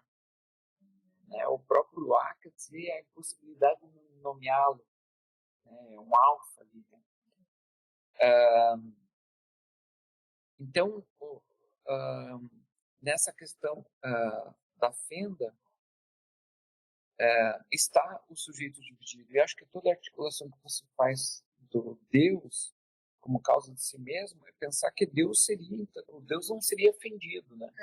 O Deus, ele não estaria nessa fenda. O Deus, ele seria ser todo. O Deus não é dividido, né? O Deus junta aí a verdade e o saber, né? E que também, né, tem um momento do que você disse que o isso é onde estava o sujeito, não sei se eu escutei bem, mas escutei assim, que seria o contrário, né? O sujeito é onde estava o isso, né? Lá onde o isso estava, o sujeito deve advir, né? Então, quer dizer, o sujeito ocupa o lugar do isso. Mas, na relação com a verdade, o Lacan vai falar que o isso fala, né? A famosa frase que é dita em francês, né? Ça parle, né? O isso fala, né? Então, ou seja, antes mesmo do sujeito ocupar o lugar do isso, o isso já está lá, isso já está lá como fala, como, né, causa dessa fala. Então, nesse sentido, isso fala. Né? Mas, enfim, tem outras articulações que você fez que eu achei interessante, mas não vou comentar, então, né? Mas te agradecer por essas questões, principalmente essa articulação com os 4 discursos, que realmente me pareceu interessante, assim, né? Pensar aí essas configurações, né? Teria que trabalhar talvez isso nos matemas, né? Dos 4 discursos, pensando, né? Onde está o sujeito, onde está o objeto A, onde está o S1, S2, quer dizer, e articular com isso aqui que ele está dizendo aqui. Acho que esse seria o ponto interessante. Bom, o terceiro momento, então, aí a gente abre um debate, tanto para quem está online, se quiserem fazer perguntas pelo chat ou pelo microfone, ou o público presente. Foi. Obrigada, Maurício, por todo o seminário, né? Foram 2 anos, isso? Não, desde 2019, né? Eu achei bem difícil esse texto pela densidade que tem, assim, quando eu começo a escutar sobre verdade, ciência e saber e começar a pensar na relação delas, porque me parece que eu pensar eles separadamente é mais fácil, mas quando eu comecei a interligar eles, onde eu comecei a ter um pouco de dificuldade. Porque se eu falo que o sujeito inconsciente é a verdade, tudo que vai escapar do inconsciente é a verdade, né? Então, tudo que escapa, tudo que tem como lapso, como sonho, é verdade. Não tem como dizer que o que escapou é mentira. Então, é como se a mentira ali não existisse para o inconsciente. Eu sou sempre inconsciente, é verdade. A mentira ali parece que não tem nem espaço, né? Não tem esse contraponto. Então, se eu pensando que essa verdade é como se fosse uma afirmação, se assim posso dizer, me parece que a ciência tem que ficar distante disso, porque uma vez que eu afirmo alguma coisa, a ciência para. E me parece que a ciência sempre está se buscando em movimento, de sempre estar em algo e nunca se bastar por aquilo que ela acha, sempre buscar mais. Então, a aproximação que me parece entre ciência e verdade é algo angustiante da ciência, se posso dizer assim, porque ali algo vai se parar, porque vai se afirmar, não sei. E o mesmo do saber, do que aquilo que se duvida do saber, a verdade dele que pode, não é essa palavra, é mais de afirmar, mas algo como ali não se houvesse mais a dúvida, não tivesse como se fosse uma continuidade. E eu achei tão engraçado porque vinha na minha cabeça, quando vinha a relação de penso, logo sou, eu pensava assim, bom, esse é o sujeito da verdade, então eu falo por ser da linguagem, logo existe. Daí no final eu falo como significante. Eu falo porque vem com essa dualidade, né, do falo da linguagem, do falo como significante. Então ficou para mim assim, né. Eu queria saber, então, qual que é a relação da mentira com o inconsciente, né? A gente sempre fala da verdade, a relação da mentira com a psicanálise, assim, porque não serve a mentira, né? Ou não serve, né? Então, se pudesse falar um pouco disso, né? E pensei se é uma ambivalência, né? Verdade e mentira da psicanálise. Acho que eu me perdi um pouquinho no meio. A tua questão é essa final, a tua. Eu queria saber também dessa relação, dessa questão de se a verdade em relação à ciência, se ela realmente é isso, porque a ciência sempre está em busca, né? Se algo se faz com verdade na ciência, é como se dali não existisse mais a ciência algo para buscar, porque algo se afirmou, se identificou, se disse verdadeiro, né? Se disse verdade. E a ciência sempre está interessante, assim, pelo ambiente que vivo, né? Algo sempre está querendo dizer que aquela verdade não é verdade. Então, se algo de fato se sai como verdade, então ali não tem mais continuidade. Né? Eu não estou conseguindo colocar muito em outras palavras, mas...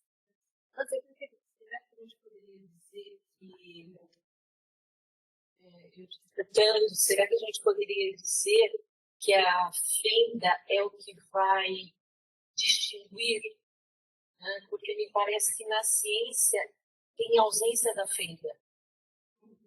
Né? E a fenda como isso que fala da verdade do inconsciente, que me parece que fala da castração, né? Eu não consigo escutar a fenda na ciência, né? Me parece que a fenda ela existe nessa relação da verdade com o inconsciente.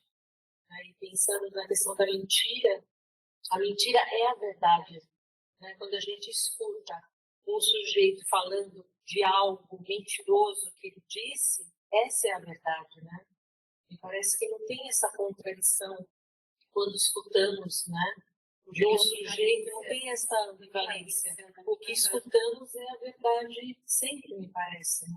É que na verdade, eu estava ouvindo vocês e ouvindo a Andrea, e aí eu queria só colocar uma coisa, não é para responder nada e nem muito perguntar, mas mais para descomplicar.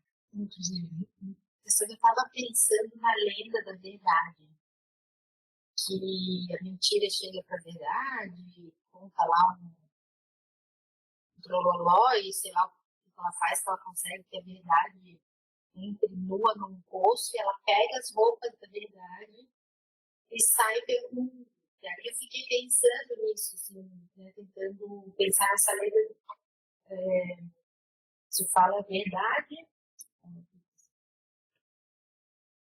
o significante por excelência, né? Essa verdade nua da qual fugimos, como na lenda, porque a gente está ali em análises, né? Em geral, por mais que a gente conte para nós, né? Fale, eu quero, mas a gente está fugindo dessa verdade nua, né? E caminhando aí com essa mentira travestida, né? E aí eu fiquei tentando escrever aqui esse raciocínio com os outros termos, né? Então eu botei, o saber roubou as roupas da verdade e foi passear, o saber roubou as roupas do demônio e foi passear. Então, só queria fazer essas colocações em cima desse fechamento, para ver se ajuda.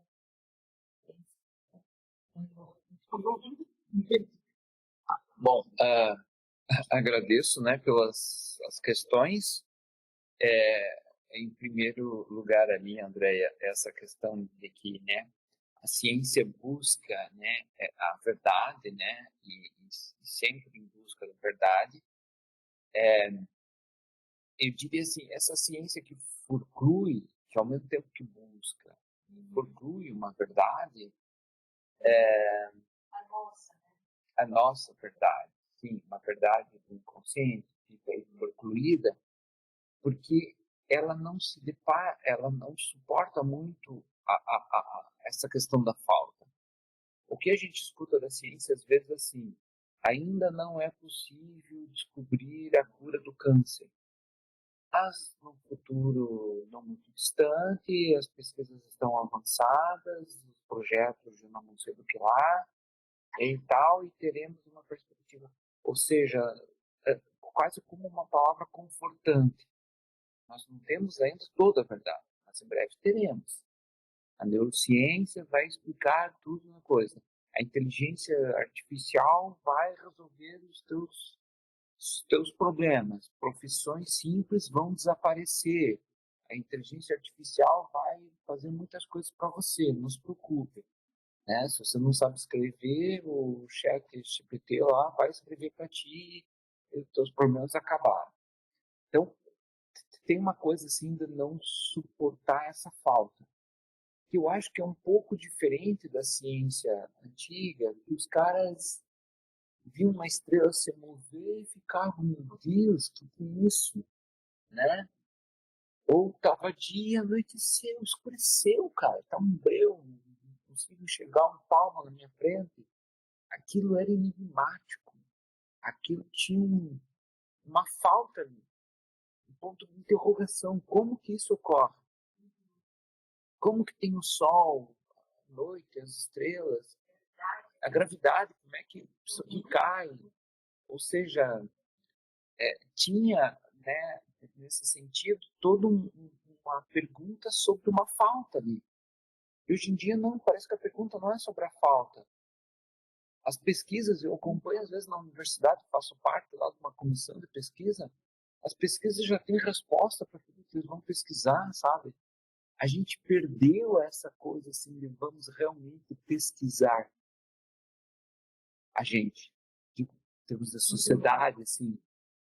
Os psicanalistas não podem perder isso, no sentido de escutar um paciente sem coisas prontas, sem interpretações aí que vai puxar do bolso e diz, ó, tá aqui, não serviu essa, tem outra, sem os saberes já prontos. Entende? Porque, na verdade, a psicanálise se defrontando com esse enigma, né? Não com saber já pronto, isso é assim, né? Então, essa ciência, por isso que eu falava antes de Darwin e Freud, né? O Darwin também lá, maravilhado, foi na ilha Galápagos lá, viu as coisas gigantes, tartarugas gigantes, dragão de Komodo, o cara disse, que é isso, meu, um ser primitivo aqui, né? Então ele, né, tá anotando lá no seu caderninho, né? E aquilo produzia para ele um enigma, assim, né? De como aquilo aconteceu, né? Então, esse me parece o lugar que a psicanálise não pode perder, que é o lugar da fenda. Ou seja, se a ciência, né, contemporânea ela pensa numa ausência da fenda, a psicanálise diz, não, está aqui a fenda. E a ciência antiga, essa não, ela ficava, meu Deus, como é que isso funciona? A fenda estava ali colocada. Que as crianças, né? Por que as crianças querem ser astronauta, né? Assim, eles ficam também com esses porquês. E vem com umas perguntas, né? Como é que é feita a água? O H2O são duas moléculas de hidrogênio. Não, pai, como é que é feita a água? Meu querido, sei como é que é feita a água. Né? Então, né? É isso, sabe? As crianças são pequenos cientistas, nesse sentido da ciência antiga. Né? É essa pulsão epistemológica que o Freud fala. É a pulsão de saber. É a alma do analista. Uhum. Sim. Tem essência do analista. É. Bom, e aí a tua pergunta também, André, é sobre onde é que está a mentira no inconsciente. Não é que o inconsciente não está, a mentira não está nas análises, não está no inconsciente. Como diz o mito, bem lembrado, é um mito que não foi citado, né? A mentira está como roupagem de tudo. E isso nós transmitimos às crianças novamente. Tem festinha de aniversário, a avó chega com uma camisa de presente. O menino pega aquele pacote já mole, abre já o pacote, já suspeitando das suas hipóteses científicas. Ele olha a camisa e diz, não, a camisa não quero roupa, quero brinquedo. Aí o que os pais falam? Depois, né? Olha, você não pode dizer isso. A vovó trouxe a camisa, presente com todo amor e carinho, mas eu não gostei. Não, você não pode dizer isso.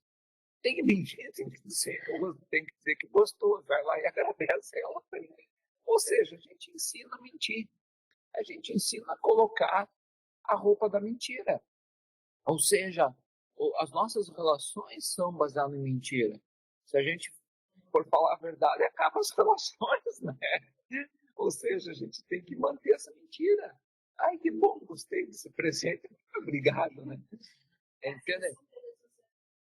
Exatamente. Não dá para ser o super sincero, como aquele quadro que tinha na TV anos atrás, né? Ou seja, a gente veste essa roupa da mentira. E sobre nós mesmos também. Aí é essa mentira que está presente na análise, que não é bem a mentira no sentido, vou te contar uma mentira, sabe? Não é aquela mentira estrategística, assim, não. É uma mentira sobre nós mesmos, em que eu vou lá na análise, de boa fé, falando a verdade. Exatamente, eu vou lá falar a verdade sobre mim.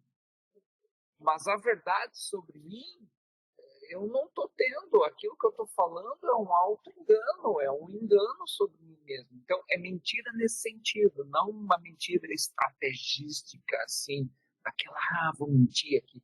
Não, o que falamos nas análises é mentiras sobre nós mesmos. Mas mesmo aquele que vai para mentir, para pescar, o analista, ele já está falando dele. Também, já tá claro, falando sobre ao mentir ele fala uma verdade. Né? E eu concordo com a colocação da Ana Curina, que na verdade a gente evita a verdade. Tem uma passagem do Nietzsche no Zaratustra que o discípulo fica incomodando o mestre, né? Mas mestre, onde está a verdade? Mestre, me diga, né, qual é a verdade? E o mestre olha para ele e diz, mas e quanta verdade você é capaz de suportar? Entendeu? Essa coisa de eu quero saber a verdade, nós não suportamos a verdade. Por isso que a gente cria essa mentirinha sobre nós mesmos, sobre as nossas relações com os outros. Vestimos a roupa da mentira e vivemos aí nessa aquilo que as pessoas dizem. Né? Eu não gosto de viver nessa... A palavra como é mesmo? Nessa coisa meio... Enfim... como é que é a palavra, né? Eu não gosto de viver nessa coisa, nessa falsidade, assim, né? Como eu não gosto de viver na falsidade? Todos nós vivemos nela aí, né? E na análise, é essa mentira que falamos, né, sobre nós mesmos, né? Então, quer dizer, isso que diz, não, só fala a verdade, não, tá, agora conta uma mentira, né? Já tá aí a mentira. Aliás, agora conta a verdade, porque já está aí a mentira. Né? Então, ou seja, é claro que essa mentira na análise vai se transformando, vai aparecendo a verdade inconsciente ainda. Mas assim, mas que a gente foge da verdade, sim, não suportamos a verdade. Seja nossa, seja das nossas relações. Claro. Eu fiz a relação com a ciência, mas agora eu faço a relação com o próprio sujeito. A ciência, você passava a verdade, ela não existe de certa maneira. É o Édipo que cegou os próprios olhos, né, para não ver. Uma questão também Sim. de colocação Espera um pouquinho. eu não sei se eu anotei isso. Né? Sim. Que tu falasse do ar, né? O ar não existe, que não existe esse objeto. Uhum. E que o próprio ar existe a impossibilidade. É a impossibilidade de nomear. Eu fiz essa anotação. Então, que o ar seria uma ficção e a impossibilidade de nomear. Eu não fiz essa anotação aqui. Eu queria saber se eu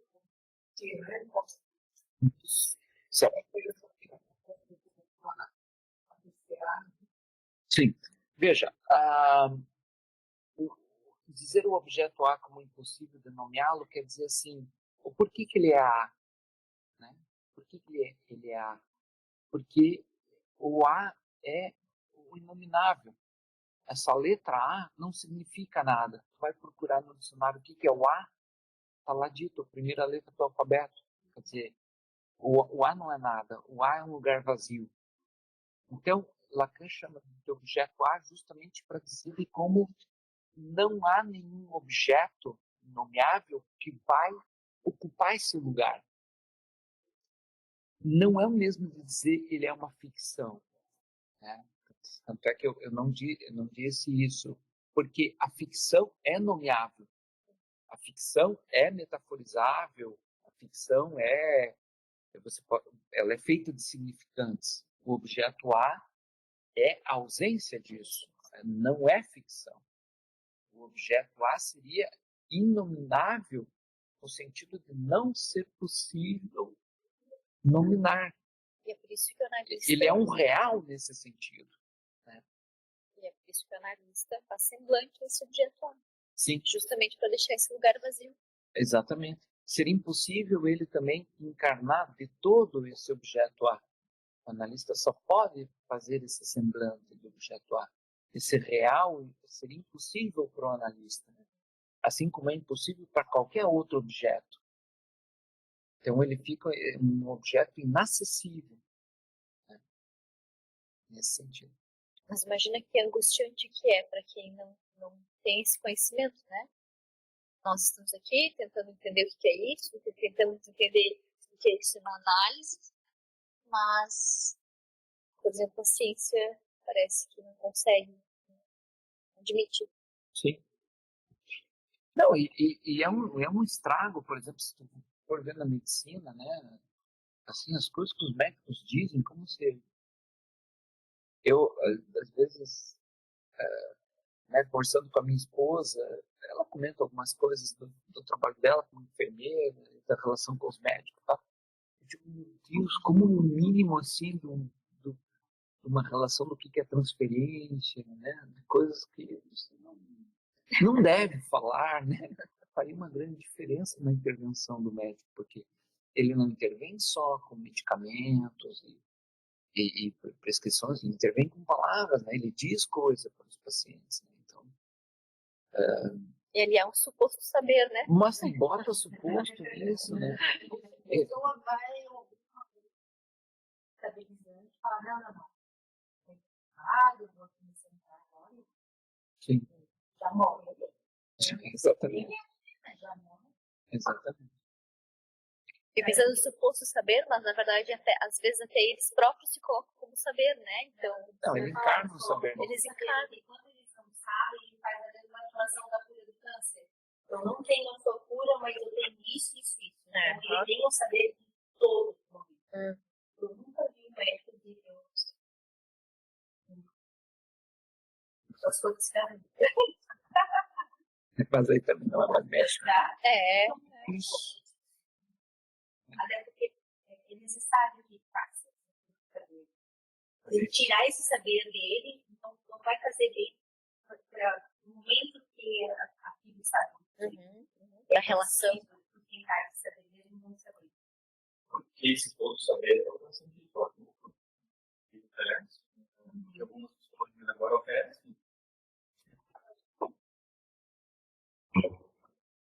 Sim, porque esse tudo saber, se a gente pensar um pouco, é um pouco que tem de moderno agora, assim, algumas atendimentos de nova psicologia, por exemplo, eu sei o que pode dar sentido para tudo, se assemelha à religião muitas vezes. E aí, quando essa pessoa que se for para um lugar chega no consultório do analista, ele não tem assim. Não, você tem que fazer assim. Sim. Primeiro um choque, para depois Sim. se assentar nas suas e não, calma. E alguns não se assentam, né? Não se assentam e muito menos deitam no divã. Ou seja, vão em busca de outro que faça isso, né? Que diga para eles o saber. Bom, é isso, gente. Obrigado, então, né? Encerramos aí, né, não só esse texto, como esta atividade.